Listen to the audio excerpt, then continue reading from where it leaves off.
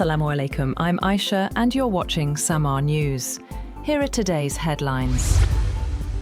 US President Donald Trump is unhappy with the latest Iranian proposal on resolving the two-month war, dampening hopes for a resolution to the conflict that has disrupted energy supplies, fueled inflation, and killed thousands. Iran's latest proposal would set aside discussion of Iran's nuclear program until the war is ended and disputes over shipping from the Gulf are resolved. A US official said that is unlikely to satisfy Washington, which says nuclear issues must be dealt with from the outset, and Trump was unhappy with Iran's proposal for that reason. White House spokeswoman Olivia Wales said the US has been clear about its red lines.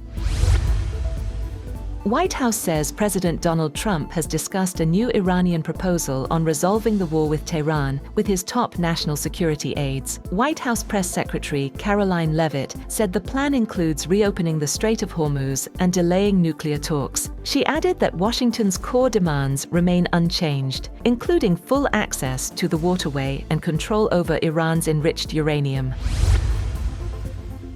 Iran has reportedly sent the United States a new diplomatic proposal through Pakistani mediators aimed at reopening the Strait of Hormuz and ending the war. According to Axios, Iran's latest proposal focuses first on reopening the Strait of Hormuz and ending hostilities. The plan would delay negotiations over Iran's nuclear program until after an agreement is reached on maritime access and a ceasefire and the US blockade is lifted. White House spokesperson Olivia Wales has said that Trump has made clear that the United States holds the cards and would only make a deal that puts the American people first.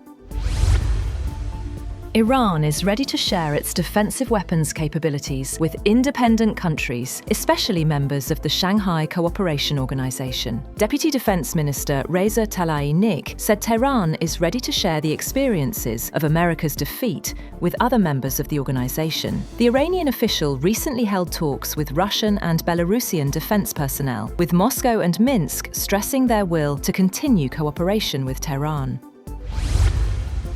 Saudi Arabia will host an exceptional meeting of the Gulf Cooperation Council in Jeddah today, the first in-person meeting of Gulf leaders since their states became a front in the Iran war 2 months ago. A Gulf official, speaking on condition of anonymity, said the meeting aimed to craft a response to the thousands of Iranian missile and drone attacks Gulf states have faced since the US and Israel launched the war with strikes on Iran on February 28. Qatar's emir, Kuwait's crown prince, Bahrain's king, and the United Arab Emirates foreign minister arrived in Jeddah to attend the summit. It was unclear who would represent Oman, the remaining member of the GCC, along with Saudi Arabia, which hosts the council's headquarters. The GCC has faced some criticism from the UAE over what it said has been an inadequate response to the war.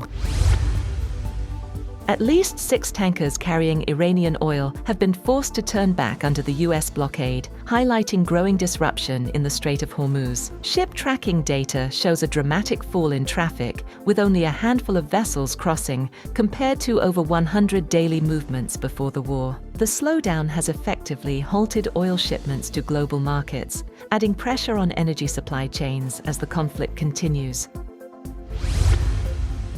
US President Trump and First Lady Melania Trump have called on ABC and parent company Walt Disney to fire Jimmy Kimmel after the late-night host made a joke about Melania Trump days before a shooting incident near the White House Correspondents Association dinner. Kimmel later responded on his show, saying the joke was not a call for violence and was instead aimed at the couple's age difference and public dynamic. The president said Kimmel's remarks were far beyond the pale and described the joke as a despicable call to violence. Melania strongly criticized Kimmel in a post on X, calling his remarks hateful and violent.